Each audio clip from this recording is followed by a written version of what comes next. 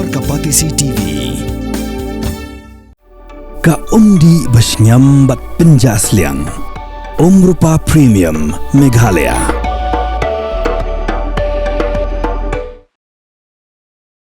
Kakan Menteri Jangan Surok Jela kala menjur banthir jakan nak banta panchna yaki Jingpynheh Kashnong Pardong Umden Ribah District dak babu Ahmad ikat thong ban kring yaki nong jungok kai perthai ki balek Shasil Village lani Kashnong kabajupin mi yaki jandren dia ban penur long yaki Jingtmu kakun Menteri kalamang pisah san Klur ban shnano ya ka Surok kaba Pynïoh na nong po sya Umden. Haga juga por kakun Menteri kala menjur ya ka Jing terwa ban thiet jaka nak banta ban ya bujili bat ka jaka jong katna defense bat kiwe ki kam ki ba yade ba ka Jingpynheh ya ka Shillong airport. Ka Jingpynheh ka long ka ba kong san bha knang ba ki Liengsuiñ ki ba he kinduk la ban her ha Shillong airport. Sakawe pat kamat ka ba kong san ka ba kakun Menteri kala menjur kalong ban Pynïoh Bording Shaki Long Gieng hapo ka jalaling ba kat revamp distribution sector scheme da ka jingkar pat ka Surok Padang kalamang pisa san Klur ban pentri kam yakni ka scheme penpoi Bording Shaki Shnong ki badan hapo ka jalami khalia.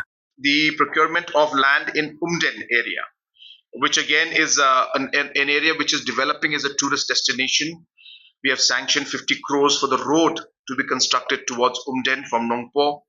And Umden is a silk kind of a village area where a lot of tourists are going.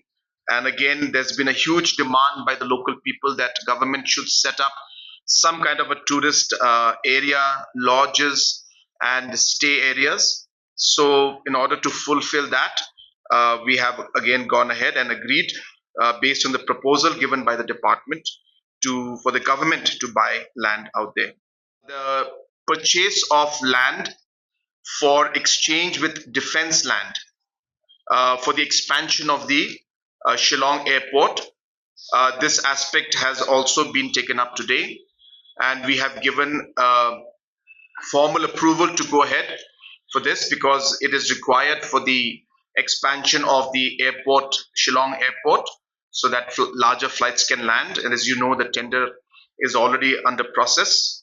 And therefore, we felt that whatever deeper consultation that needs to be done with local community and the local headmen, we have requested and designated Deputy Chief Minister in charge transportation to take the discussions further so that the smooth exchange of land and purchase of land can take place. But in principle, approval has been given by the cabinet to go ahead.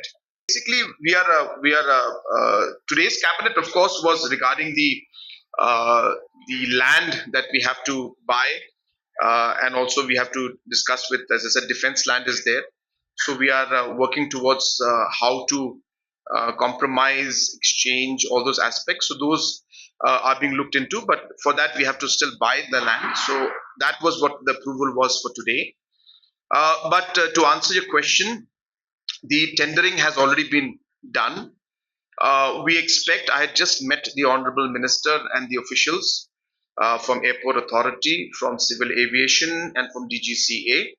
And there is a meeting on Friday where some issues need to be sorted out. We expect that after that meeting, the tendering process will be given the green signal.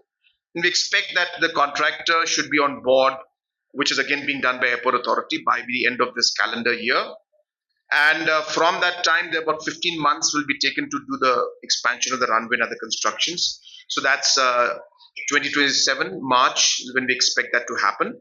And in the meantime, there are certain issues and concerns in terms of the landing areas and other areas and concerns which DGCA has pointed out, which we need to work out how to resolve those issues.